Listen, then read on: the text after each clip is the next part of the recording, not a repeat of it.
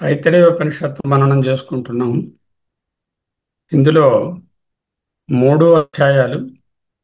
మొదటి అధ్యాయంలో 3 ఖండాలు, రెండవ అధ్యాయంలో ఒక ఖండం, ఆఖరి అధ్యాయంలో ఒక ఖండం. మొత్తం 5 ఖండాలుగా కనిపిస్తోంది. అందులో 2 అధ్యాయాలు అని అంటే 4 ఖండాలను చూశాము. ఆఖరి అధ్యాయము లేక ఆఖరి ఖండం ఈనాడు మనము ఆరంభం చేసుకుంటున్నాము. ఇది 2 దినాలు పడుతుంది, ఇవాళ రేపు. రేపు కూడా మాండూక్యం ఉండదు, ఇదే ఉంటుంది కంటిన్యూషన్. దీంతో ఐత్రేయం పక్కకు పెట్టడానికి వీలవుతుంది. సో మూడవ మూడవ అధ్యాయంలోని మొదటి మంత్రం ఏమిటో చూద్దాం. జాగ్రత్తగా వినండి, ఎందుకంటే 3వ అధ్యాయము లేక ఈ ఖండము ఈ ఉపనిషత్తుకు ఒక తలమానికము వంటిది. అందుకని కో వయం ఆత్మేతి వయం ఉపాస్మహే కతరః స ఆత్మా ఏన వా రూపం పశ్యతి, ఏన వా శబ్దం శృణోతి, ఏన వా గంధాన్ జిఘ్రతి, ఏన వా వాచం వ్యాకరోతి, ఏన వా స్వాదు చ అస్వాదు చ విజానాతి. ఇది ఇక్కడది. శంకర భాష్యంలో బ్యూటిఫుల్ అవతారిక ఒకటి ఆయన ఇచ్చి ఉన్నారు. ఆ అవతారిక చాలా ఇంపార్టెంట్, మనం తెలుసుకోవాల్సినటువంటిది. అది కూడా ఒకసారి చదువుకొని మనము లోనికి పోతాం. సో బ్రహ్మ విద్యా సాధన కృత సర్వాత్మభావ ఫలవాప్తిం వామదేవాదాచార్య పరంపరయా స్మృత్య అవదోచ్యమానం బ్రహ్మవిత్ పరిషది అత్యంత ప్రసిద్ధాం ఉపలభమానాః ముముక్షవః బ్రాహ్మణాః అధునాతనాః బ్రహ్మ జిజ్ఞాసవః అనిత్యాత్ సాధ్య సాధన లక్షణాత్ సంసారాత్ ఆజీవభావాత్ వ్యావృత్స్య వహ విచారయంతః అన్యోన్యం పృచ్ఛంతి కథం. ఇది మొదటి పేర. ఏమిటంటున్నారు తెలుగులో చెప్పుకుంటే, బ్రహ్మ విద్య సర్వాత్మభావరూపమైన ఫలప్రాప్తికి సాధనము. మనకు తెలిసిందే, బ్రహ్మ విద్య సర్వాత్మభావాన్ని కలిగిస్తుంది, దాని వలన మోక్ష ఫలం వస్తుంది. ఈ విషయము వామదేవాచార్యుల పరంపరగా ఆయన ఉదాహరణతో పోయిన ఖండంలో మనకు చెప్పి ఉన్నారు. మళ్ళీ ఇదే విషయాన్ని అనేక శృతులు వెల్లడిస్తున్నాయి. అంతేకాకుండా ఈ విషయము బ్రహ్మనిష్ఠుల యొక్క గోష్ఠులలో ప్రసిద్ధంగా ఈ విషయాన్నే చర్చిస్తూ ఉంటారు. మనిషి మోక్ష ఫలాన్ని పొందడానికి, బ్రహ్మభావం పొందడానికి ఏమిటి సాధనమని. ఈనాటి జిజ్ఞాసులు కూడా కొందరు ఈ విషయాన్ని పరిశీలిస్తూ ఉంటారు. ఈ సంసారి దేహేంద్రియాదులు ఆత్మభా వీటిని మట్టుకు ఆత్మభావంతో చూస్తూ తాను కాని అంతఃకరణాన్ని తాను అనుకుంటూ ఉంటాడు. మనిషి ఏం చేస్తున్నాడు? మనిషిలో 2 భాగాలు ఉన్నాయి. ఒకటి ఏంటంటే తాను కాని భాగము, రెండవది తాను అనిపిస్తున్నటువంటి భాగము, అనాత్మభావము, ఆ, ఆత్మభావము. సో ఈ రెండిటిలో ఏది ఆత్మ అనేటటువంటిది వాళ్ళలో ఒక ప్రశ్న వచ్చింది. ఈ విధమైనటువంటి ఆత్మ ఎవరు అని ఒకరినొకరు ప్రశ్నించుకుంటున్నారు అంటూ రాశారు. సో మొదటి 2 అధ్యాయాలు ఈ ఉపనిషత్తు ఆత్మజ్ఞానంతోనే ముగించింది. మొదటి అధ్యాయంలో ఏం చెప్పింది? స జాతో భూతాన్యభివైఖ్యత్ కిమిహాన్యం వావతిషతి. నాకంటే వేరైనది ఏది ఉన్నది అని ఆ జీవుడు, ఆ జీవాత్మ ఆలోచించట. స ఏతమేవ పురుషం బ్రహ్మ, ఇది ఏ బ్రహ్మము, నాకంటే వేరేనది ఏది లేదు. తతమం తతమం అపశ్యత్ ఇదం అదర్శ్యమితి అంటూ ప్లతంతో పాటుగా చెప్పారు. ఇది ఏ ఆత్మ జిజ్ఞాసు సృష్టి గురించి ఆ, తన గురించి విచారణ చేసి అహం బ్రహ్మాస్మి అనే భావాన్ని స్థిరపరచుకున్నాడు అంటూ మొదటి అధ్యాయం ముగిసినది. రెండవ అధ్యాయంలో అరక్షన్ అథ శేనో జవసా నిరదీయమితి అన్నారు. ఋషి వామదేవుడు గారి జనన మరణ వృత్తాంతాలు శరీర వృత్తాలు అనేటటువంటి శరీరాలకే కానీ ఆత్మ అయిన తనకు లేదని తెలుసుకుని శరీరం అనేటటువంటి ఇనప గోడలను ఛేదించుకొని బయటపడ్డాను అంటూ చెప్పాడు. ఆయన కూడా అహం బ్రహ్మాస్మి అని తెలుసుకున్నాడు. కానీ ఈ రెండిటిలో ఆ ఆత్మ ఎటువంటిది అనేది వాళ్ళు చెప్పలేదు. ఎలా ఆత్మ విచారణ చేయాలో ఈ అధ్యాయంలో వస్తుంది. అందువలన ఇది చాలా ముఖ్యమైన అధ్యాయము. సో మొదట ఏమిటి ప్రశ్న? కో అయం ఆత్మేతి వయం ఉపాస్మహే అన్న మాట తీసుకుందాం. సో ఆధ్యాత్మిక జిజ్ఞాసలో ఉన్నటువంటి కొందరు ముముక్షులు ఆ గురువుగారి దగ్గర కూర్చొని ఆత్మ విచారణ చేస్తున్నారు అంటూ శంకర భగవత్పాదులు మనకు అవతారికలో చెప్పారు. ఈ భాగాన్ని మనం కలుపుకోవాలి.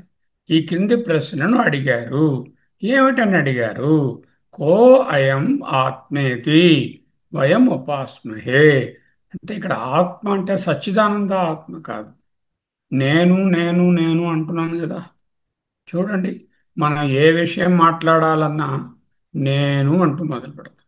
నేను ఈరోజు క్లాసుకి రాలేదు, నేను ఈరోజు బాగా అర్థం చేసుకున్నాను, నేను బాగా తిన్నాను, నేను ఉన్నాను అంటూ ఆ నేను నేనని చెప్తాం, మొదలు పెడతాం. ఇక్కడ ఉపాస్మహే అనుంది. కో అయం ఆత్మా ఇది వయం ఉపాస్మహే. ఉపాస్మహే అంటే ఉపాసన చేయడం కాదు. ఉపాస్మహే అంటే అత్యంత సన్నిహితంగా ఉన్నది. ఉప ఆస. ఆస అంటే ఉండడం. ఉప అంటే దగ్గర. అన్నిటికన్నా ఏది ఎక్కువ దగ్గరగా ఉన్నది అని లెక్క చూస్తున్నారు వాళ్ళు. అంటే అదే ఆత్మ అని తెలుసుకోవడం కోసం పదే పదే చెప్పడాన్ని కూడా అదే అంటాం. పదే పదే నేను నేను అని వెళ్ళవేస్తున్నాను కదా. ఈ నేను ఎవరు అనేటటువంటి ప్రశ్న వచ్చింది వాళ్ళకి. ఎవరికి వచ్చింది? ఇదిగో ఈ గురువుగారి దగ్గర కూర్చున్న జిజ్ఞాసులైనటువంటి శిష్యులకు వచ్చింది. ఓకే. ఇప్పుడు వాళ్ళు ఏమంటున్నారు? అదే ఇక్కడ ప్రశ్న. సో ఈ ప్రశ్న అర్థమైంది కదా. కో అయం అంటే కహ అయం అన్నమాట. కహ అయం, నేను ఎవరు? దిగద వేదాంతంలో ఉన్న ముఖ్యమైనటువంటి ప్రశ్న. బృహదారణ్యకంలో చెప్పారు, ఆత్మనస్తు కామాయ ప్రియం భవతి. ఎంతసేపు నా కోసమే, నా ప్రియం కోసమే అన్నీ నాకు ఇష్టపడుతున్నాయి. ఏదైనా నాకు ప్రియంగా ఉందంటే అది నాకు ఉపయోగంగా ఉంది కాబట్టి ప్రియంగా ఉంది. ఈవెన్ కొడుకైనా సరే మన మాట వింటున్నంత వరకు ప్రియము. భార్య భర్త అయినా సరే తన చెప్పు చేతుల్లో ఉన్నారు అనుకున్నంత వరకు ప్రియము. ఎప్పుడైనా ఒక మాట వేరుగా చెప్తే వెంటనే అప్రియం అయిపోతుంది. అటువంటి నేను ఎవరు? ఎంతసేపు నా గురించే ఆలోచిస్తాను. నాలో ఏమేమి ఉన్నాయి? పంచకోశాలు ఉన్నాయి. ఈ పంచకోశాలలో మనకు కలిగే అనుభవాలు ఉన్నాయి. ఏమిటేమిటా అనుభవాలు? అన్నమయ కోశం. శరీరానికి ఏదైనా ఒక వ్యాధి వస్తుంది, కాలు నొప్పి, వేలు వచ్చింది, దెబ్బ తగిలింది, ఇవన్నీ అన్నమయ కోశానికి చెందినటువంటి రుగ్మతలు. ఆకలేస్తుంది, దాహంగా ఉంది, ఊపిరి ఆడడం లేదు, ప్రాణమయ కోశానికి సంబంధించిన అనుభవాలు. నాకు చాలా ఆనందంగా ఉంది, నాకు చికాగ్గా ఉంది, మనోమయ కోశానికి సంబంధించినవి. ఇది నేను ఇలా నిశ్చయించాను, ఇది కరెక్ట్ నిశ్చయము, ఇది కరెక్ట్ నిశ్చయం కాదు అనేది విజ్ఞానమయ కోశం. నేను చాలా హాయిగా నిద్రపోయాను, ఆనందంగా ఉన్నాను అంటే ఆనందమయ కోశం, నిద్ర. ఇలా ఒక్కొక్క కోశంలోని ఇవి అనుభవాలు అవుతూనే ఉన్నాయి. నా గురించి కాకుండా ఎదుటి వాళ్ళ గురించి కూడా నేను ఏదైనా ఆలోచించాలి అంటే వాడు నాకు సంబంధించిన వాళ్ళే అయి ఉంటారు. లేకపోతే ఎక్కడో అండమాన్ నికోబార్లో ఉన్న వాళ్ళ గురించి ఆలోచించను కదా. అంటే అహంకారము, మమకారము, నేను ఎందుకు చెప్పుకున్నవి నావి అనేటటువంటి మమకారమే నన్ను కట్టిపడేస్తున్నాయి. నన్ను కట్టిపడేస్తున్నాయి. నేను ఆనందంగా ఉన్నాను, నాకు ఆకలిగా ఉంది. ఆ నేను ఎవరు? అది ప్రశ్న. కో అయం, కహ అయం. ఒక వెస్ట్రన్ ఆయన దీనికి భాష్యం రాస్తూ ఆయన కో అయంలో కో యం అని విడదీశాడు. అయం అనకుండా అయం అంటే హూ ఈస్ దిస్ అని వస్తుంది. అలా కూడా చెప్పుకోవచ్చు. కోయం అంటే ఈ ఆత్మ ఏది? ఆత్మ ఎవరు? ఈ నేను ఎవరు? కతరహస మా రెండవ మాట. కతరహ అన్నప్పుడు సంస్కృతంలో ఏకవచనము, ద్వివచనము, బహువచనము మూడు ఉంటాయి. కతరహస మా అంటే ఈ రెండిటిలో ఏది అని అడుగుతున్నారు. కతమ అంటే మూడు, రెండు కన్నా ఎక్కువ. కతర అంటే రెండు. ఏమిటి రెండు ఉన్నాయి between these two? Which is ఆత్మ? కతరహ అంటే ద్వివచనం, కతమహ అంటే బహువచనం. ప్రశ్న ఏమిటి ఇక్కడ? రెండిటిలో ఏది ఆత్మ? ఓ వేలు ముట్టుకో. ఇదా ఇదా? ఇది ఏది ఇది ఏది? అది తెలుసుకోవాలి. ఈ రెండిటిలో ఏది ఆత్మ అంటే ఏ రెండిటి గురించి మాట్లాడుతున్నారు అనే విషయాన్ని మనం తెలుసుకోవాలి. ఓకే. ఆ ఏ రెండిటి గురించి మాట్లాడుతున్నారు అది క్లియర్గా తెలియాలి. Okay. So there is the జీవ ఆర్ ద ఈగో. అహంకారంతో కూడినటువంటి సోపాధిక ఆత్మ ఒకటి ఉంది, ఉపాధితోనున్నటువంటి ఆత్మ. రెండవది ఏమిటి? నిరుపాధిక చైతన్యము.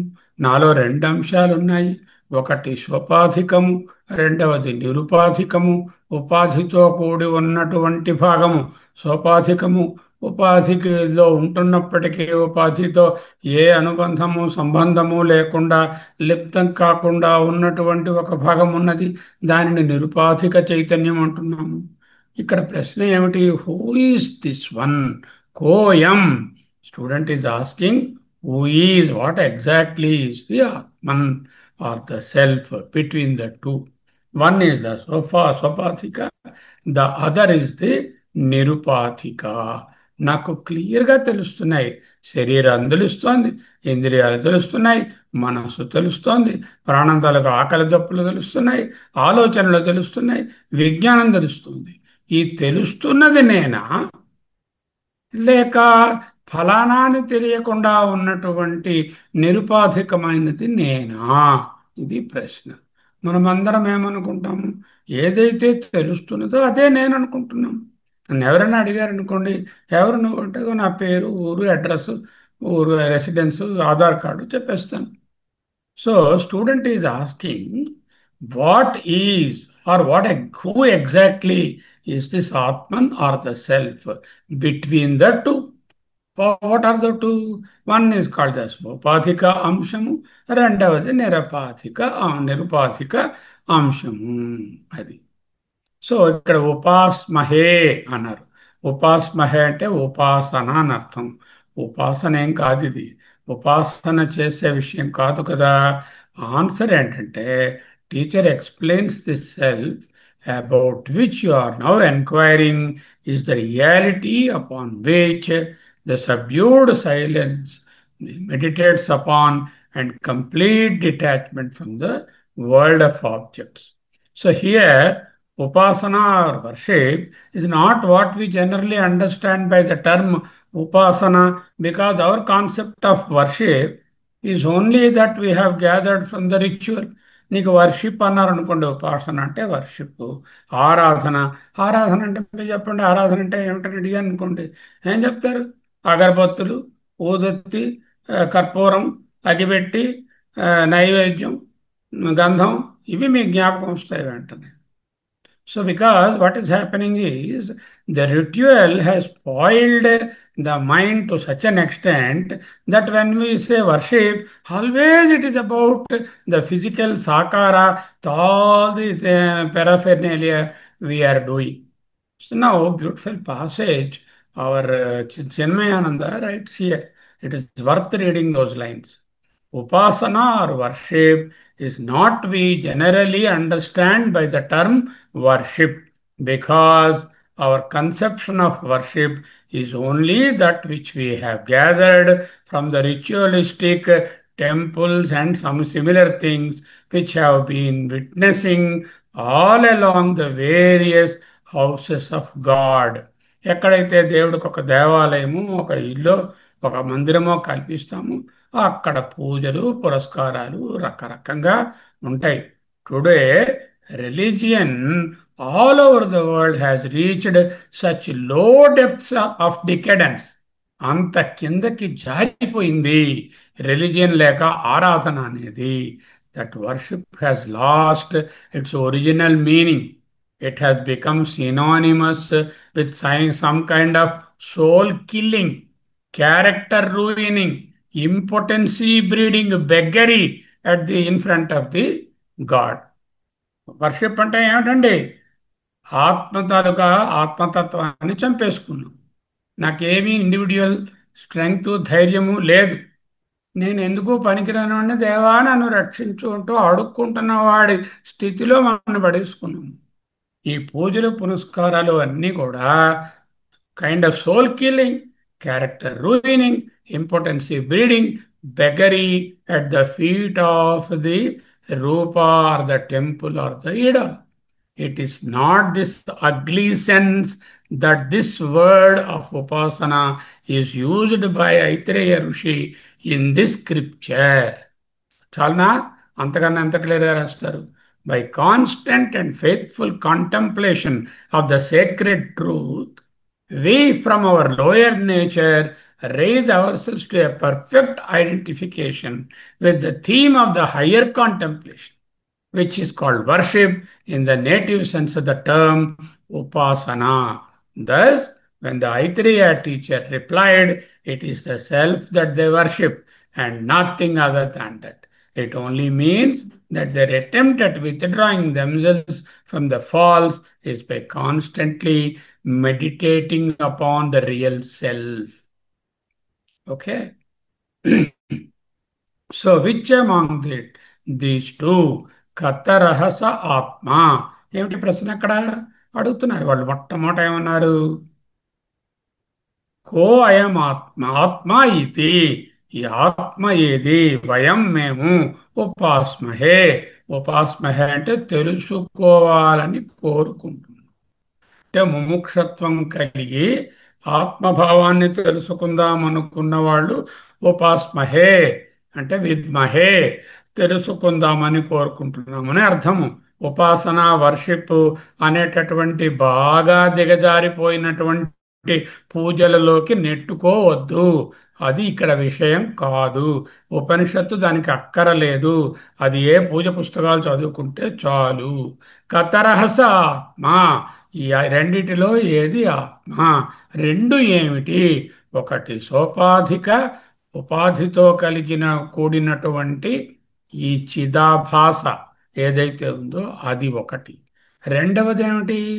నిరుపాధిక సాక్షి చైతన్య ఆత్మ లేక చిదాత్మ లేక చిదంశం.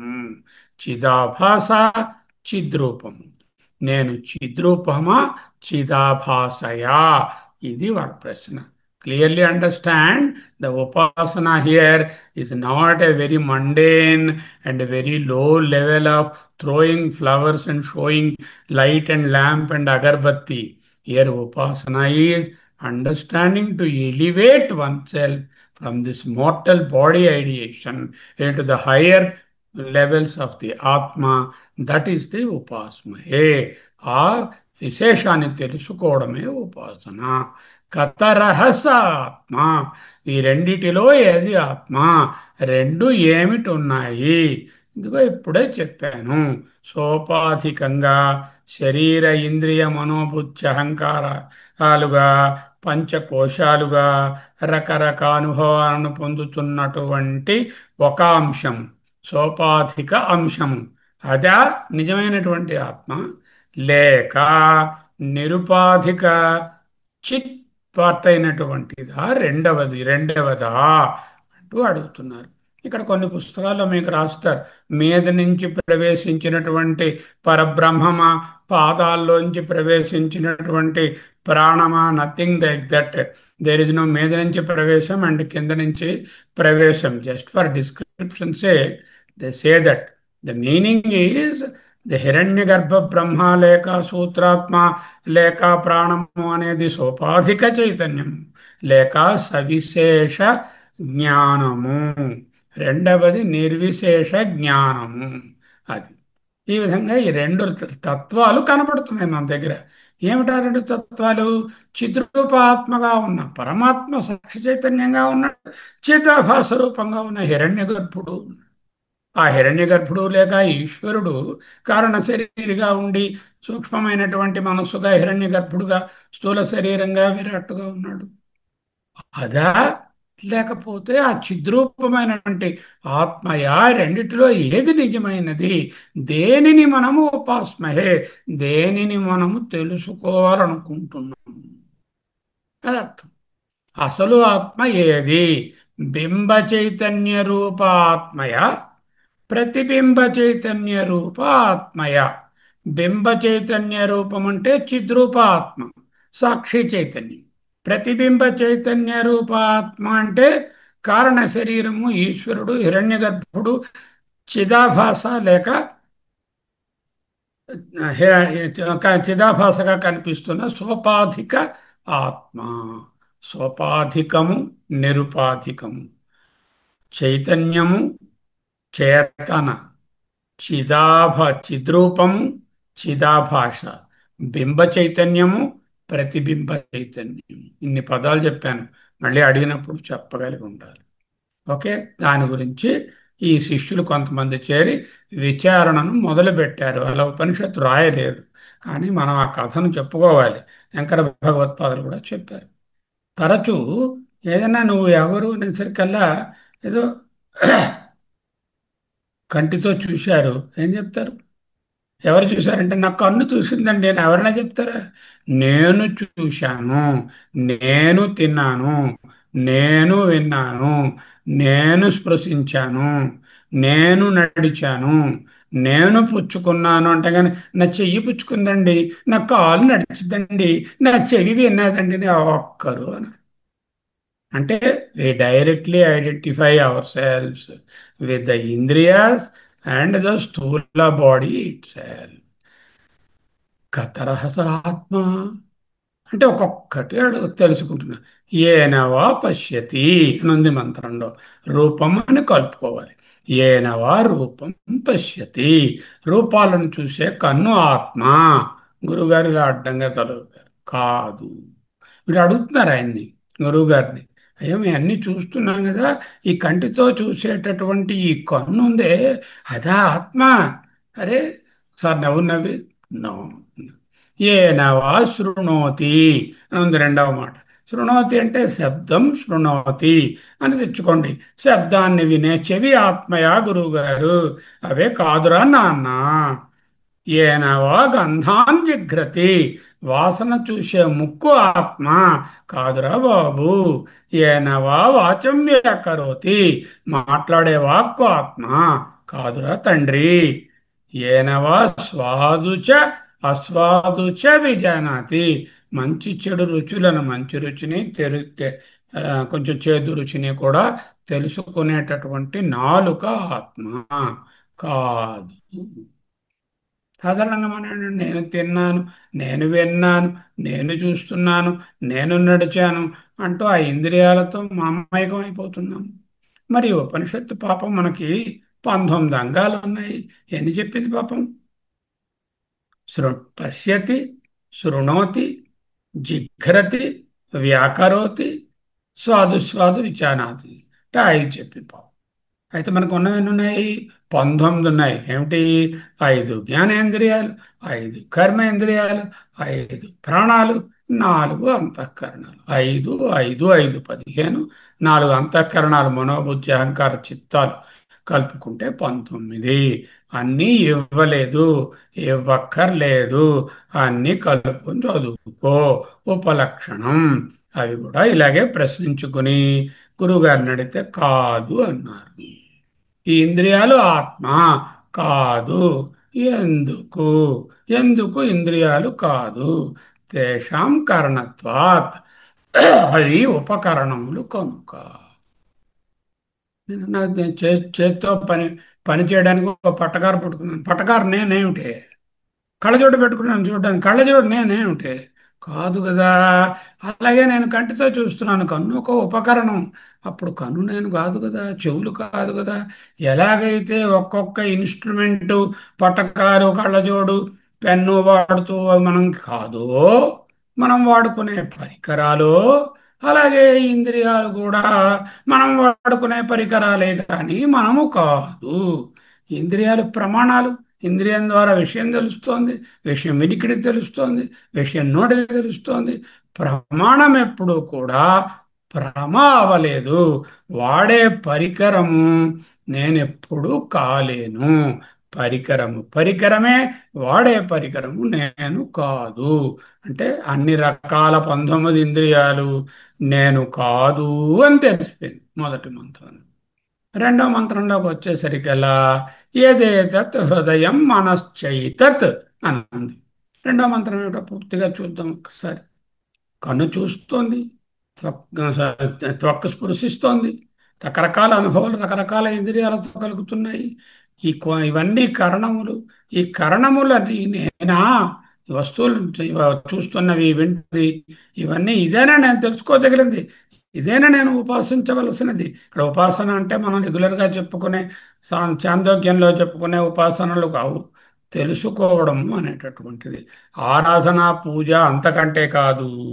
సో ఈ విధంగా వితర్కించి వాళ్ళు బాహ్యంగా కనపడుతున్నవి, అంటే కంటికి తెలుస్తున్న ఇంద్రియాలు, స్థూల శరీరము ఫస్ట్ మంత్రంలో చెప్పారు.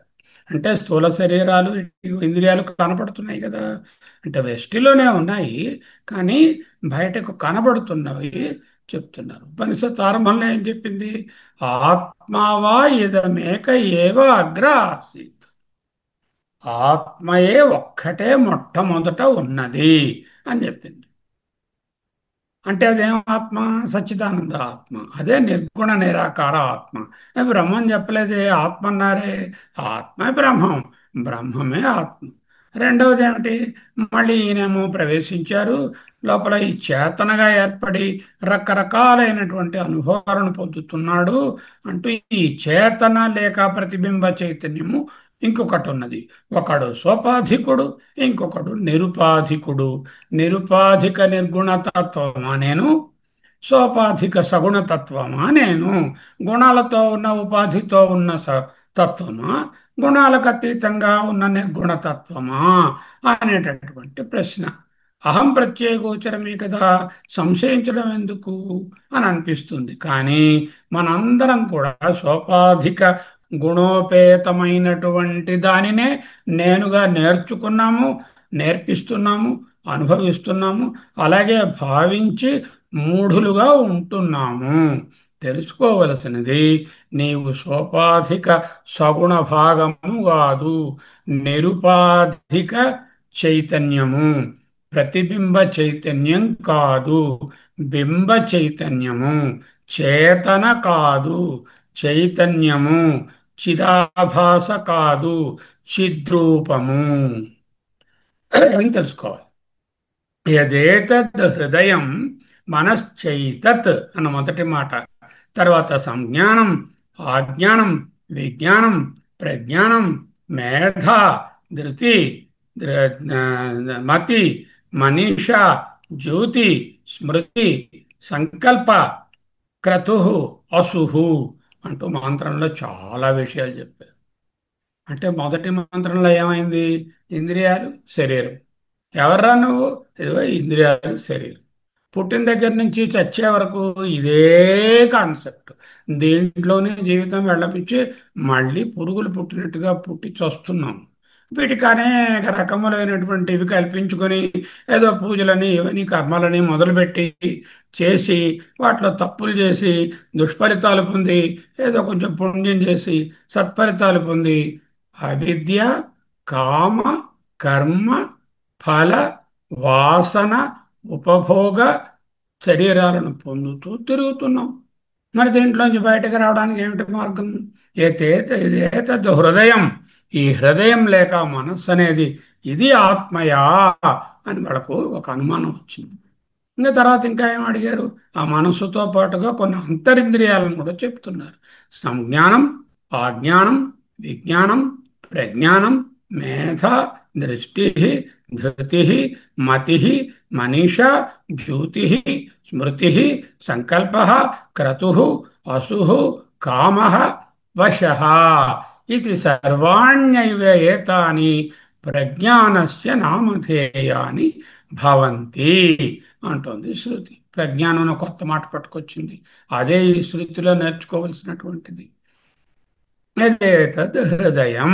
ఈ హృదయం అంటే బుద్ధి. ఈ హృదయము ఆత్మయా అని అడిగారు గురుగారిని. బుద్ధి ఆత్మ కాదు అని గురుగారు చెప్పారని చెప్పుకోవాలి. తర్వాత మనశ్చైతత్ అన్నారు. మనస్సు అంటే ఇది ఆత్మకిం, మనస్సు ఆత్మవా? మనఃపి నా ఆత్మ. గురువుగారిని అడిగారు, మనస్సు ఆత్మ అంటే మనసు ఎలా ఆత్మ అవుతుంది అన్నారు. ఎందుకు కాదు? మనస్సు బుద్ధి అంతరింద్రియాలు ఎందుకు కాదు? అవి 6 రకాలైనటువంటి కారణాలు ఉన్నాయి. ఈ కారణాలు జాగ్రత్తగా రాసుకోండి. కరణ రూపత్వాత్ అంటే ఇన్స్ట్రుమెంట్స్ కనుక. మనస్సు నేను వాడే పరికరము, బుద్ధి నేను వాడే పరికరము. పరికరం అన్నటికీ యజమాని కాడు. పెన్ను ఓనరు కాడు. పట్టకారు పట్టుకున్న పట్టకారు పట్టకారు పట్టుకున్న ఆమె కాదు. అలాగే ఈ ఇంద్రియములన్నీ కారణములు. #1 point, why they are not ఆత్మ. కరణ రూపత్వాత్. రెండవది వికార రూపత్వాత్. మార్పు చెందుతాయి కాబట్టి. మార్పు చెందుతున్నాయా లేదా? ఏమైనా సందేహం ఉందేమిటి మీకు? మనస్సు మారుతోందా లేదా అని, బుద్ధి మారుతోందా లేదా అని, ఇంద్రియ పటుత్వం మారుతోందా లేదా అని ఆ? సందేహం ఏమైనా ఇంకా ఉందా మీకు? గ్యారంటీగా ఏదైనా మారేది ఉంటే అవే మారుతున్నాయి. మార్పు చెందేది ఎప్పటికీ నేను కాదు. మార్పు చెందనిదే నేను. వికార రూపత్వాత్. మూడవది ఏమిటి? జడ రూపత్వాత్. అంటే వాటికి అవిగా, చెయ్యికి చెయ్యి గాని కన్నుకి కన్ను గాని నేను ఉన్నాను అని తెలుసుకోలేవు. దాని వెనకాల చైతన్యం ఉంటేనే ఆ ఇంద్రియం పనిచేస్తుంది. కాబట్టి అవి జడములు. మనము చైతన్యం. చైతన్య స్వరూపమైన నేను జడమైన ఇంద్రియాలు ఎలా అవుతాను? అంతరింద్రియాలు ఎలా అవుతాను? కాలేను. నాలుగవది సంఘాత రూపత్వాత్. ఇవన్నీ ఆ అంగముల యొక్క అమరిక. సంఘాతం ఎప్పుడు కూడా ఆ సంఘాతాన్ని ఉపయోగించుకునే యజమాని కోసమే చేయబడుతుంది. ఇది general rule. Car is assembled not for those who are assembling the car, but for the person who is going to own the car. House is being built not for the builder, but for the person who is going to use the house. ఈ సంఘాతం ఎప్పుడైతే ఏర్పడిందో, ఈ సవయవాల అమరిక సంఘాతము. సంఘాతానికి ఒక యజమాని ఉండి తీరాలి, ఒక ప్రభు ఉండి తీరాలి. కాబట్టి సూక్ష్మ శరీరంగా, ప్రాణశక్తిగా, చిదాభాసగా శరీరంలో ప్రవేశించినటువంటి హిరణ్యగర్భ ఆత్మ కాదు. ఎందుకు? సూక్ష్మ శరీరం మారుతోంది. సంఘాతము, తరువాత జడము, వికారము, కరణ రూపము. ఐదవది ఏమిటి? Important thing, most important thing is అనిత్యత్వాత్. అంటే ఈ ఇంద్రియములు పర్మనెంట్గా ఏది ఉండటం లేదు. అన్నీ వస్తున్నాయి పోతున్నాయి. పళ్ళు ఉన్నాయి, వస్తున్నాయి పడిపోతున్నాయి. జుట్టు ఉంది పోతుంది. కానీ కన్ను తాలూకా పటుత్వం ఉంటుంది. కన్నుకి అట్రాక్ట్ అయిపోతుంది. అది పాడైపోతుంది. అన్నీ పాడైపోతున్నాయి. అంటే ఈ ఇంద్రియ సంఘాతానికి మాస్టర్ ప్రభువు ఎవరు? హిరణ్యగర్భుడు. అంటే ఆ హిరణ్యగర్భుడే నేను కాదు అని చెప్పారు. అప్పుడు ఇంక రెండే కదా ఉన్నాయి. ఒకటి హిరణ్యగర్భుడు, ఆయన ద్వారా వ్యాపించినటువంటి చేతన. చిత్ చేతన అంటే ఏమిటి? చిత్కాణం అంటే చిదాభాస. చిదాభాసన్నా, సోపాధికమన్నా, హిరణ్యగర్భ యొక్క అంశాలన్నా, చేతన అన్నా, సోపాధికమన్నా ఒక్కటే. అది కాదు అంటే రెండే ఉన్నాయి అక్కడ. ఒకటి చేతన, రెండవది చైతన్యము. ఒకటి చిదాభాస, ఇంకొకటి చిత్. ఇప్పుడు చిదాభాస ప్రతిబింబం కాకపోతే బింబము, చేతన కాకపోతే చైతన్యము, సోపాధికం కాకపోతే నిరుపాధికము. దీనిని పారిశేషిక న్యాయము అంటారు. పారిశేషిక న్యాయం అంటే డెసిషన్ బై ఎక్స్క్లూజన్. అంటే 4 వస్తువులు ఉన్నాయనుకోండి, అందులో మూడు కాదని ఎక్స్క్లూడ్ చేసాం అనుకోండి, అప్పుడు ఏది మిగిలిందో అదే పారిశేషిక న్యాయం.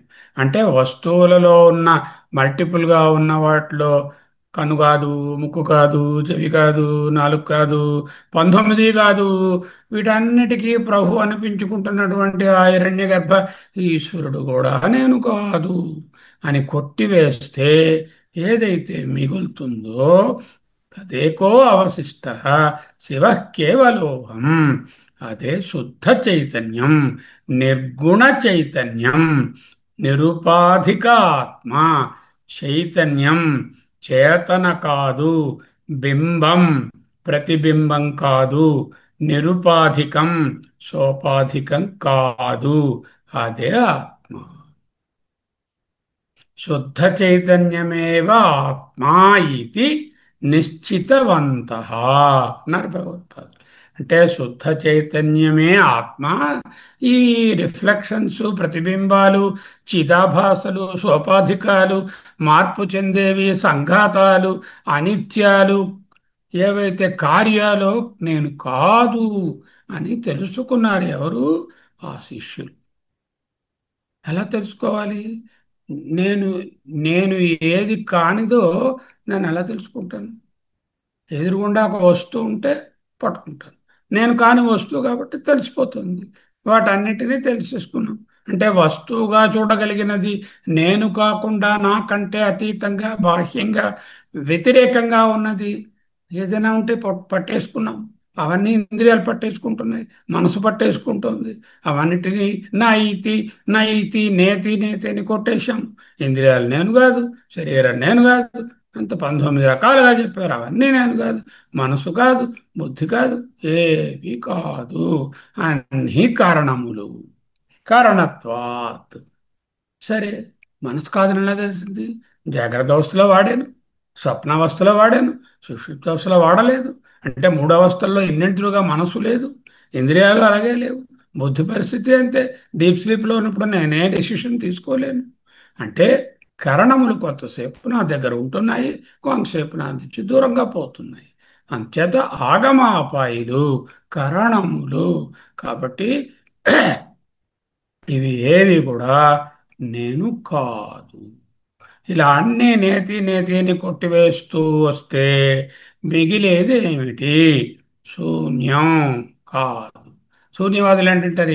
అన్ని కొట్టేస్తున్నారు గురువుగారు, కాబట్టి అక్కడ ప్రొజెక్ట్ చేసేది ఎవరు లేరా? అక్కడ ఎవరు అనుభవించేది ఎవరు లేరా? ఆధారం ఎవరు లేరా? శూన్యమా మీరు చెప్తున్నది అని ఛాలెంజ్ చేస్తారు. అంటే శూన్యంగా ఏదీ లేదు అని తెలుసుకుంటున్నది ఒకటి ఉంది కదా. నాకు ఏ విధమైన డిస్టర్బెన్సు రాత్రి నిద్రలో లేదు అని తెలుసుకున్నది ఒకటి ఉంది కదా. అదే ఆలోచనలు ఉన్న మనస్సును, ఆలోచనలు లేని మనస్సును ఒకటే సాక్షిభూతంగా చూస్తున్నది ఉన్నది. దానినే సాక్షి చైతన్యం అంటారు. ఆ సాక్షి చైతన్యానికి ఈ ఉపనిషత్తు ప్రజ్ఞానం అని ఒక పేరు ఇచ్చింది. ఈ ప్రజ్ఞానం బ్రహ్మ అనేది మహావాక్యం. సో ఈ ప్రజ్ఞానం అనేటటువంటిది చేతనమా జడమా? సాక్షి చైతన్యం చేతనమా జడమా? చేతనం. అలాగే ప్రజ్ఞానం అంటే సాక్షి చైతన్యం, కాబట్టి చేతనత్వం. అంటే ఈ సాక్షి చైతన్యాన్ని లేక ఈ ప్రజ్ఞానాన్ని ఎలా తెలుసుకోవడం? అందరికీ ఇదే ప్రశ్న. నేను సాక్షి చైతన్యం అంటున్నారు, నాకు సాక్షి చైతన్యం తెలియలేదు, ఎలా తెలుసుకోవాలో, ఎప్పుడు తెలుస్తుందో, ఏనాటికి నాకు మోక్షం వస్తుందో, సాక్షి చైతన్యం నాకు తెలియకుండా చచ్చిపోతానేమో. అందరికీ ఇదే confusion. Everyday you are knowing my dear, ప్రతిబోధ విదితం మతం. కేనోపనిషత్తు ఏం చెప్పింది? ప్రతి అనుభవంలోని, అనుభవం అంటే వృత్తి, ఆలోచనతో కలిస్తే చైతన్యం అనుభవం అవుతోంది. అంటే వృత్తి లేక మనసులోని ఆలోచనతో చైతన్యం గాని కలిసినట్లయితే అనుభవం అవుతుంది. వాట్ ఈజ్ అనుభవం? అనుభవం ఈజ్, రాయండి, వాట్ ఈజ్ అనుభవం? అనుభవం ఈజ్ ఈక్వల్ టు చైతన్యం ప్లస్ వృత్తి. వృత్తి అనగా భిన్న నామ రూపం. మనసు కల్పించే పేర్లు, రూపాలు, వృత్తులు. ప్రతి అనుభవము ఈజ్ ఈక్వల్ టు చైతన్యం ప్లస్ భిన్న నామరూపాలు.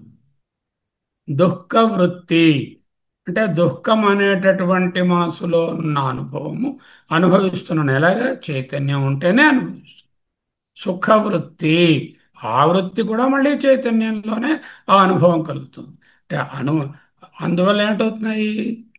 వృత్తులు మారుతున్నాయి కాబట్టి అనుభవాలు మారుతున్నాయి. మారినది ఏమిటి? చైతన్యం. అంటే మూడు అంశాలు ఉన్నాయి. అనుభవం left hand side is equal to చైతన్యం ప్లస్ నామరూపాలు లేక వృత్తులు. మారేవేమిటి? వృత్తులు మారుతున్నాయి, అనుభవాలు మారిపోతున్నాయి. పొద్దున్న అనుభవం ఇప్పుడు లేదు, పొద్దున్న ఎండే లేదు, ఇప్పుడు మార్చేస్తోంది వైజాగ్లో. ఇక్కడ చల్లగా ఉంది, వాన పడుతోంది. అంటే అనుభవం మారిపోయింది. దేశం నుంచి, కాలం నుంచి, వ్యక్తి నుంచి అనుభవాలు మారిపోతున్నాయి. అంటే వృత్తులు మారితే అనుభవాలు మారుతున్నాయి. ఎందువల్ల ఒకటి మారకుండా ఉంటుంది. ఏమిటది? చైతన్యం. అనుభవం ఈజ్ ఈక్వల్ టు చైతన్యం ప్లస్ వృత్తి. వృత్తి అనగా భిన్న నామ రూపాలు.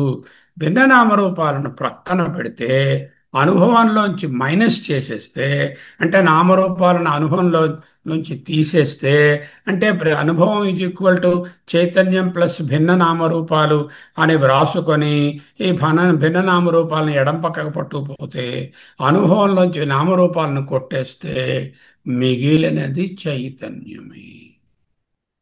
How to experience the Chaitanya అని అడిగారు అనుకోండి, అనుభవం అవుతుందా? పుస్తకం చదివితే పుస్తకంలో ఉన్నది కనబడ్డాయి, కనబడ్డాయి. ఏం కనబడ్డాయి?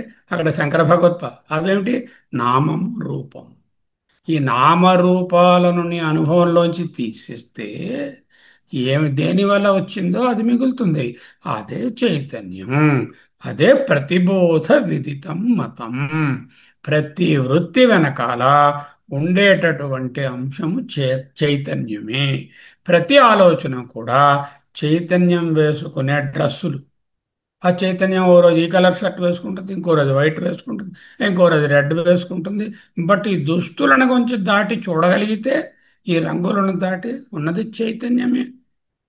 దుస్తులు వేరైనా ధరించేది మీరు ఒక్కరే కదా. అలాగే వృత్తులను ధరించే చైతన్యం కూడా ఒక్కటే. చైతన్యతత్వము అనేక ఆలోచనలతో కలిస్తే భిన్న అనుభవాలను ఇస్తుంది. చైతన్యమే అనుభవంగా మనకు తెలుస్తుంది. అంచేత బ్రహ్మ ఎక్కడున్నాడు, ఎప్పుడు తెలుస్తాడు అడగకూడదు. చైతన్యం అనుభవంలోకి ప్రతి సెకండ్, ఇప్పుడు నేను మీతో మాట్లాడుతున్నాను, మీరు నన్ను చూస్తున్నారు, వింటున్నారు. అంటే ఈ బోధలు, ప్రతి బోధలు, ప్రతి వృత్తి ఎందు వెనకాల చైతన్యము ఉండనే ఉన్నది. ఆ చైతన్యం వలననే తెలుస్తున్నాయి. గోడ వైపు చూశాను అనుకోండి, గోడ వృత్తి ఏర్పడింది. గోడ వృత్తి రాకముందు చైతన్యం ఉందా లేదా? ఉన్నది. గోడ వృత్తి రాగానే గోడ అనుభవం కలిగింది. కొండ వైపు చూశాను, కొండ అనుభవం కలిగింది. ల్యాప్టాప్ వైపు చూశాను, ల్యాప్టాప్ అనుభవం కలిగింది. అంటే వృక్షం వైపు చూశాను, వృక్షం యొక్క ఆలోచన కలిగింది. అటువంటి ఏ వృత్తి దాని మీద పెడితే అది ప్రకాశిస్తుంది. సూర్యుడు ఎదురుకుండా గులాబీ పువ్వు పెడితే గులాబీ తెలుస్తోంది, సంపంగి పెడితే సంపంగి తెలుస్తోంది, బరిగేదిని పెడితే బరిగేది తెలుస్తోంది, సీతాకోక చిలుకను పెడితే సీతాకోక చిలుక తెలుస్తుంది. సూర్యుడు ఒక్కడే. అదేవిధంగా ప్రతి అనుభవం లోపల ఉండేటటువంటి వృత్తులను ప్రకాశింపచేస్తున్నది చైతన్యము. చైతన్యం ప్లస్ వృత్తి ఈజ్ ఈక్వల్ టు అనుభవము. నాకు కావాల్సిన వృత్తి కాదు, అనుభవం కాదు, చైతన్యం కావాలి. ఏం చేస్తారు అప్పుడు? ఈ అనుభవం నుంచి వృత్తి ఒక్క తీసుకెళ్ళి మైనస్ చేసేయండి. అంటే అనుభవం మైనస్ వృత్తి. వృత్తిని ఎలా తీసేయడం? వృత్తి అంటే ఏమిటి? మనస్సు. మనసులో సంకల్పాలు, మనసులో రాగద్వేషాలు, మనసులో ద్వంద్వాలు అనేవి లేకుండా ఉంటే అనుభవం మైనస్ వృత్తి, చైతన్యమే అనుభవం అవుతుంది.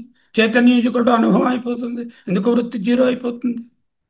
చైతన్యం ఎలా అనుభవం అవుతుంది? ఈక్వేషన్ ఈజ్ చైతన్యం ప్లస్ వృత్తి ఈజ్ ఈక్వల్ టు అనుభవం. వాట్ ఈజ్ వృత్తి? మనోవృత్తి. మనసులో ఏర్పడే రకరకాలైనటువంటి అల్లకల్లోలాలు, ఆలోచనలు. మరి నాకు చైతన్యం అనుభవం కాలేదండి. You do one thing, take this vritti to the right hand side and minus it from anubhavam. Chaitanyam equal to anubhavam plus vritti. Okay, వృత్తిని ఎలా మైనస్ చేయడం? వృత్తి ఎక్కడుంది? వృత్తి మనసులో ఉంది.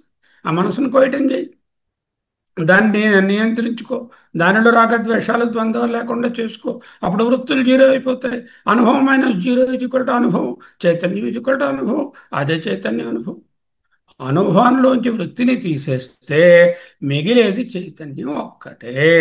మారే అనుభవాలు మైనస్ మారే వృత్తులు ఈజ్ ఈక్వల్ టు మారని చైతన్యం. మారని చైతన్యం ఈజ్ ఈక్వల్ టు మారే అనుభవాలు మైనస్ మారే మనోబుద్ధి వృత్తులు. అది జ్ఞానపరంగా చెప్పాలంటే సవిశేష జ్ఞానంలోంచి మారే వృత్తులను తీసివేస్తే నిర్విశేష జ్ఞానం ఉంటుంది. దెర్ ఇస్ ఎ జ్ఞాన. దిస్ జ్ఞాన is two types, which has got a విశేష and a నిర్విశేష, a combination of both. The Nirvishesha Jnana and the Savishesha Jnana is a packet. Now, what I am doing is, I am removing the Visheshas. Visheshas are there, they are in the mind. So, once I remove the Visheshas, Savishesha Jnana నిష్క్రమించింది, నిర్విశేష జ్ఞానమే మిగిలింది.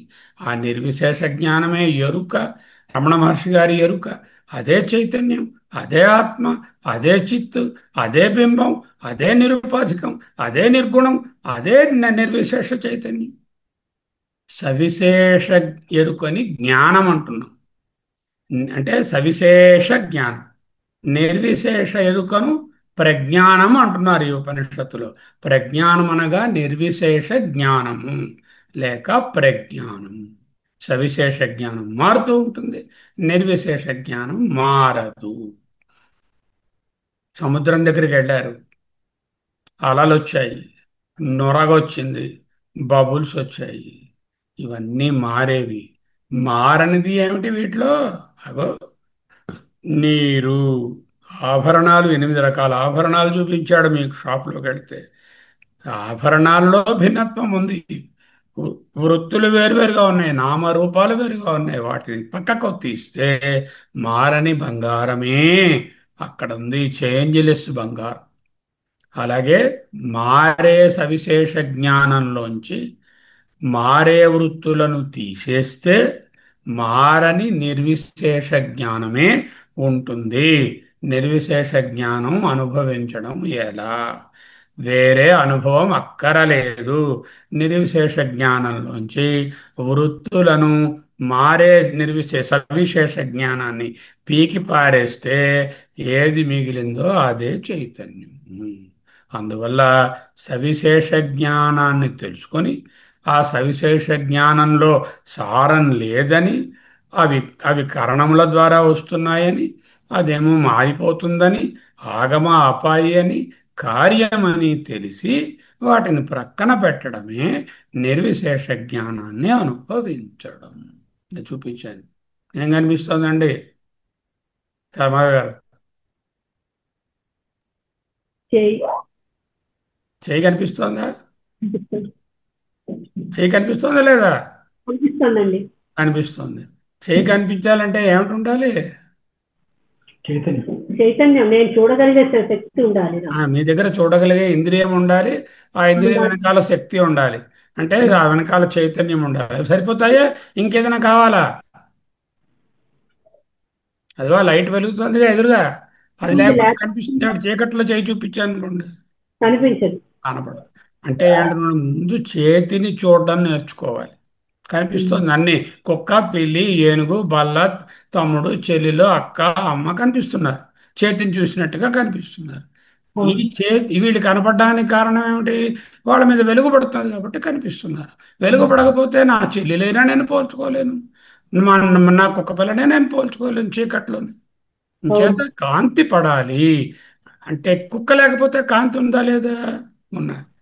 అంటే చెయ్యి చెయ్యి లేకపోయినా, వస్తువు లేకపోయినా కాంతి అక్కడనే ఉన్నది. ఇప్పుడు ఆఖరిగా అడుగుతుంది, ఇప్పుడు ఏముందండి అని అడిగాను అనుకోండి, ఫస్ట్ ఏం చెప్పాలి? కాంతి ఉన్నది, దాని వలన చేయి తెలుస్తుంది అని చెప్పాలి. అర్థమైందా?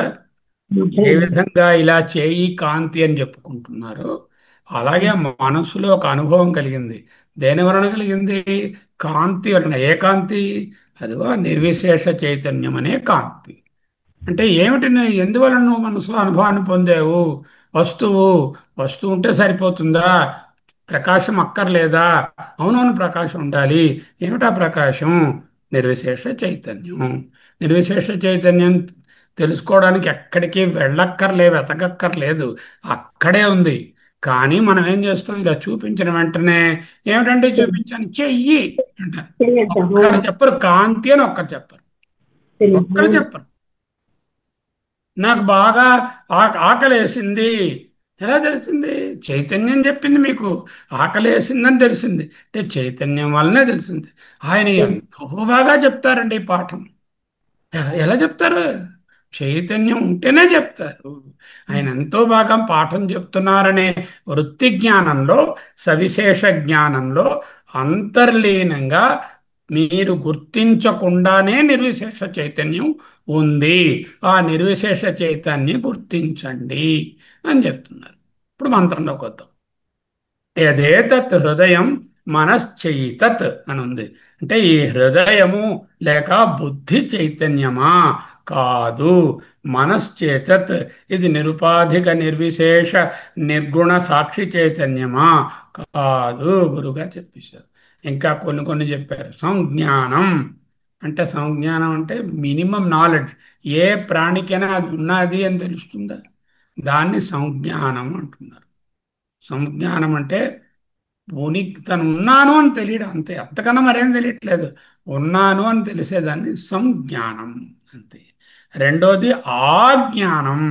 ఆజ్ఞానం అంటే ఆజ్ఞ ఇచ్చేటటువంటి శక్తి నాకు ఉన్నది. అంటే నేను అహంకారము, మమకారాలు కలిగి ఉండడాన్ని అజ్ఞానం కాదు ఇది, ఆజ్ఞానం. ఓకే. సంజ్ఞానం, ఆజ్ఞానం. ఓకే. యదేతత్ హృదయం మనశ్చ ఏతత్. ఈ హృదయము, మనస్సు అనేది ఏదుందో అది వృత్తి రూపంగా పరిణమించి సకల శరీరాలను వ్యాపించి సవిశేష జ్ఞానం ఇస్తోంది.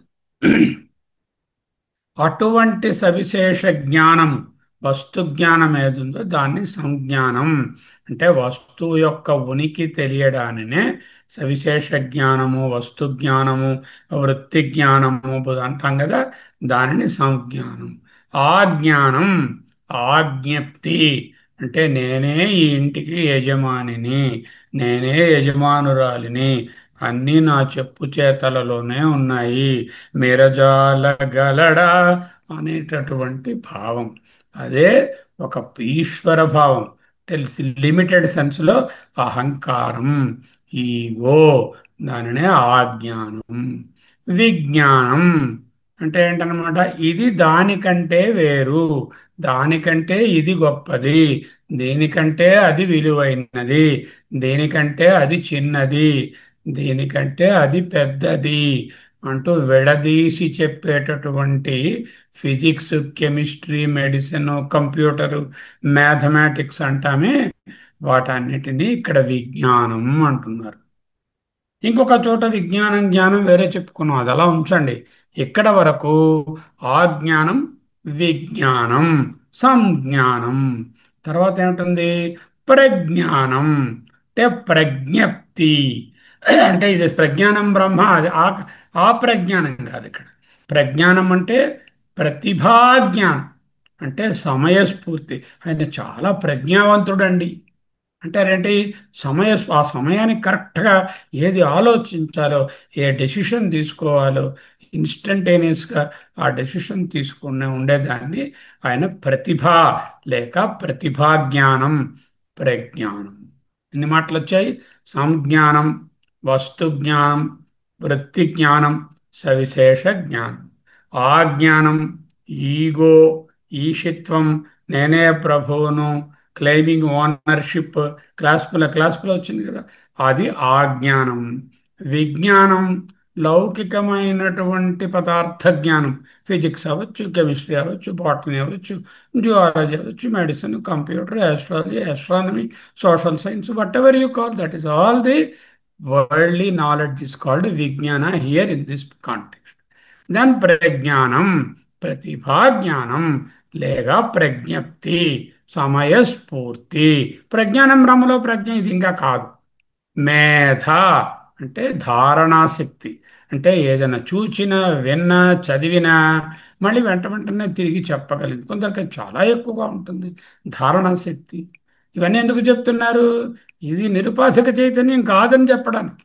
దృష్టి అంటే చూడడం అని కాదు, చూడడం ముందు మంత్రంలో అయిపోయింది. వాళ్ళు అడిగారుగా ఈ కన్ను ఆత్మ గురువు అబ్బే కాదురా. ఇక్కడ దృష్టి అంటే విజన్, అవగాహన, అంటే బోధపడి అర్థం చేసుకోవడం. మేధ అంటే ధారణ, అంటే రిపీట్ చేయగలడు కానీ అర్థం కాకపోయి ఉండొచ్చు. దృష్టి అంటే అవగాహన. ధృతి అంటే దీక్ష, పట్టుదల, ఫోర్బెయరెన్స్, ఎలాగైనా చేస్తాను అనేటటువంటిది ఉంటుంది కదా కొంతమందిలో. దాన్ని ధృతి. మతిహి అంటే మ్, మనసులో మననం చేసుకోవడం, సంకల్పాలు చేయడం, అది. మనీషా అంటే మనీషా అంటే స్వతంత్రత, ఫ్రీ విల్ అంటాం కదా. మనిషికి ఫ్రీ విల్ ఉంది, ఆ మనీష. జ్యోతిహి అంటే ఏదో రోగాలు రొచ్చులో వాటి వల్ల వచ్చేటటువంటి శారీరక మానసిక రుగ్మతలు వలన కలిగేటటువంటి నెగటివ్ ఇమోషన్ ఉందో దానిని దుఃఖం లేక జ్యోతిహి అంటారు. జ్యోతిహి అంటే దుఃఖం అనుకోండి. స్మృతి అంటే ఎప్పుడో చూసింది మళ్ళా జ్ఞాపకం తెచ్చుకోవడం, దట్ ఈస్ స్మరణం. మా గ్రాండ్ మదర్ జ్ఞాపకం వచ్చింది రాత్రి, ఆవిడ ఇప్పుడు లేరు కానీ ఆవిడని స్మరణ చేసుకోవడం స్మృతి. సంకల్ప, సంకల్పం అంటే ఒక ఒక ప్రణాళిక. ఇది ఇలా చేయాలి అని ముందు బ్లూ ప్రింట్ వేసుకుని, ఇక్కడి నుంచి మనం హైదరాబాద్ వెళ్ళాలంటే దానికి ఎప్పుడు వెళ్ళాలి, టికెట్ కొనాలి, ఏ ఫ్లైట్లో వెళ్ళాలి, అక్కడ ఎవరిని పట్టుకోవాలి, ఆటోలో వెళ్తామా నడిచి వెళ్తామా, అక్కడి నుంచి వాళ్ళ దగ్గర ఆ దూరం, ఈ ప్రణాళిక అంతా కూడా సంకల్ప. క్రతుహు అంటే యజ్ఞం కాదు ఇక్కడ. క్రతుహు అంటే డిసిషన్. ఇవన్నీ సంకల్పం చేసిన తర్వాత yes we will do like this, no we will not do like that. అది ఎవరు చేస్తారు? బుద్ధి తాలూకా పని. క్రతుహు అంటే నిశ్చయం, యజ్ఞం కాదు. అసుహు అంటే ప్రాణశక్తి. కామహ వస్తువులు కావాలనేటటువంటి కోరిక. వశః అంటే లైంగిక సంబంధమైనటువంటి కోరిక. స్త్రీకి పురుషుని మీద, పురుషునికి స్త్రీ మీద ఉండేటటువంటి అట్రాక్షన్ ఏదో అంటారు కదా, దానిని వశః అన్నారు. ఇన్ని వృత్తులను చెప్పారు ఎవరు? ఐతరేయ ఋషి గారు. ఏమిటంటారు అవి? అవన్నీ సంజ్ఞానం, మళ్ళీ రాసుకోండి. సంజ్ఞానం, వస్తు జ్ఞానం, సవిశేష జ్ఞానం, ఆజ్ఞానం, ఈగో, అహంకారం, ఈషిత్వం, నేనే ప్రభువుననే భావం.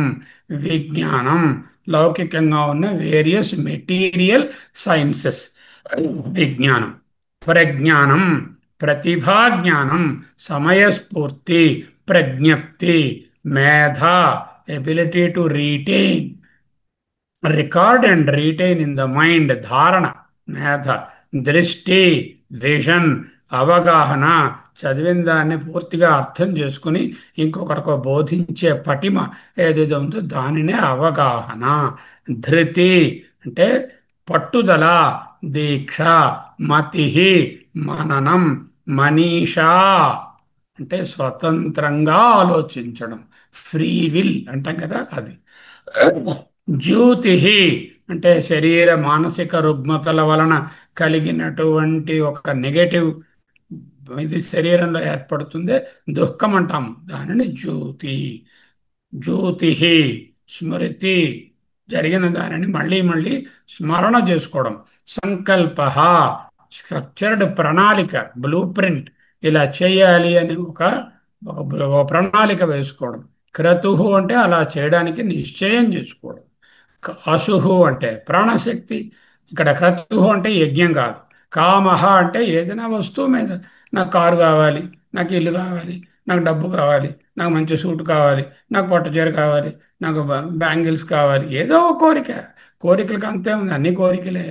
కామహ. వశః అంటే స్పెసిఫిక్ అయిన కోరిక, స్త్రీ పురుష సంబంధమైన కోరికను వశః అంటారు. ఇవన్నీ కొన్ని వృత్తులు చూపించారు. ఇవేనా ఉన్న వృత్తులు? ఎన్నో కొన్ని కొన్ని చెప్పారనమాట. చెప్పి ఏమిటంటున్నారు? సర్వాణ్యేవ ఏతాని ప్రజ్ఞానస్య నామధేయాని భవంతి. ప్రజ్ఞానం బ్రహ్మ అని చెప్పబోతున్నామే, ఆ ప్రజ్ఞానం తాలూకా పేర్లండి ఇవన్నీ. అదేమిటండి, ప్రజ్ఞానం నిర్విశేష చైతన్యం అన్నారు, మరి ఈ పేర్లు అన్నారు, ఇవి పేర్లు ఆయన పేర్లు అంటున్నారు. అంటే ప్రజ్ఞానం తెలియాలి, ఎవరికైనా అనుభవంలోకి రావాలి అంటే ఇక్కడ ఇప్పుడు చెప్పిన లిస్టులో ఏదో ఒక దాని ద్వారానే అనుభవంలోకి వస్తుంది. కోరిక కలిగింది, ఎందుకు కలిగింది? వెనకాల చైతన్యం చేయమంది. వశ, స్త్రీ పురుష సంబంధం కోరుకున్నారు, ఎందుకు? చైతన్యమే. ప్రాణశక్తి అసుహు, చైతన్యం వలననే. క్రతు, నిశ్చయం చేశాను, ఎక్కడి నుంచి చేశాను? చైతన్యం వలననే. సంకల్ప, అలాగే స్మృతి, దుఃఖం కలిగింది, ఎందువలన కలిగింది? ఉపాధిలో కలిగింది. ఉపాధికి ఎలా కలిగింది? చైతన్యం చేతనగా మారితే కలిగింది. అంటే ఈ లిస్ట్ అంతటికీ వెనకాల ఒక మహాత్ముడు, మహాత్మురాలు, ఒక శక్తి ఉన్నదయ్యా, దాని పేరే ప్రజ్ఞానం. కాబట్టి ఈ పేర్లు ఏది నువ్వు చూసినా, ఆ అనుభవాలు ఏమి కలిగినా ఆయన్ని జ్ఞాపకం తెచ్చుకో, ఆయన వలననే వస్తాయి. ఇంకా కావాలంటే ఇవే ఆయన పేర్లు అనుకో. నీకు ఇంకా కన్ఫ్యూషన్గా ఉంటే ఆయన బాగా ధారణ శక్తి కలిగి ఉన్నారు అంటే చైతన్యం ప్రస్ఫుటంగా తెలియజేస్తుంది. ఆయన చక్కగా ఆలోచించి సమయస్ఫూర్తిగా ఉన్నారు అంటే చైతన్యం చక్కగా అక్కడ ప్రస్ఫుటంగా ఉన్నది అని తెలుస్తోంది. ఇవన్నీ ప్రజ్ఞానం యొక్క నామధేయాలు. దీంతో త్వం పదార్థం యొక్క విచారణ ముగిసినది. త్వం పదార్థంలో ఏముంటాయి? రెండు ఉంటాయి. ఒకటేంటంటే ఇంద్రియాలు, విషయాలు, శరీరం. అది ఒక ఫస్ట్ మంత్రంలో అయిపోయింది. కన్ను ఆత్మ కాదు, చెవ కాదు, అలా 19 కొటేషన్. ఇప్పుడు మనస్సుకి సంబంధించినటువంటి ఒక లిస్టు, ఓ 15 లిస్టు ఇచ్చారు. ఈ రకములైనటువంటి మనోవృత్తులు ఏది చూసినా బ్రహ్మ నాకు ఎలా తెలుస్తుందని అడక్కండి. బ్రహ్మ ఇలాగే తెలుస్తుంది. ఏదైనా మీరు ఒక వృత్తి రూపంగా చూస్తున్నారంటే ఆ వృత్తి చైతన్యం వలననే జరుగుతుంది. అంటే సవిశేష అను అనుభవము మైనస్ సవిశేష వృత్తి ఈజ్ ఈక్వల్ టు చైతన్యం. అనుభవం కలిగింది, దానిలో ఒక సవిశేషమైన అనుభవం కలిగింది. సవిశేషం అంటే నామరూపాత్మకమైన వృత్తి. ఆ నామరూపాత్మకమైన వృత్తిని అనుభవంలోంచి పీకేస్తే ఏదైతే వెనకాల నిలిచి ఉన్నదో అదే చైతన్యం. చైతన్యాన్ని అనుభవంలోకి తెచ్చుకోవడానికి, బ్రహ్మని అనుభవంలోకి తెచ్చుకోవడానికి వేరే మార్గము అక్కరలేదు. అది అక్కడే ఉంది. ఈ సవిశేష వృత్తులలో దూరిపోయి తాదాత్మ్యం చెంది అవే నేనని మ్రగ్గిపోకుండా వాటిని ప్రక్కకు తొలగించడమే చైతన్యాన్ని బయటకు తెలుసుకోవడం. అదర్వైజ్ అక్కడే ఉంది. అలలకు నీరు పరిమితము కాలేదు, నీరే అధిష్టానము. ఈ అల ఊరికే ఓన్లీ డిస్టర్బెన్సు. ఈ సవిశేషమైనదని తెలుసుకోవడమే నీటిని తెలుసుకోవడం. వేరే నీరు తెలుసుకో అక్కర్లేదు. అర్థమైనదా? ఇక్కడతో రెండవ మంత్రం ముగిసింది. తర్వాత ఏం చెప్తారు?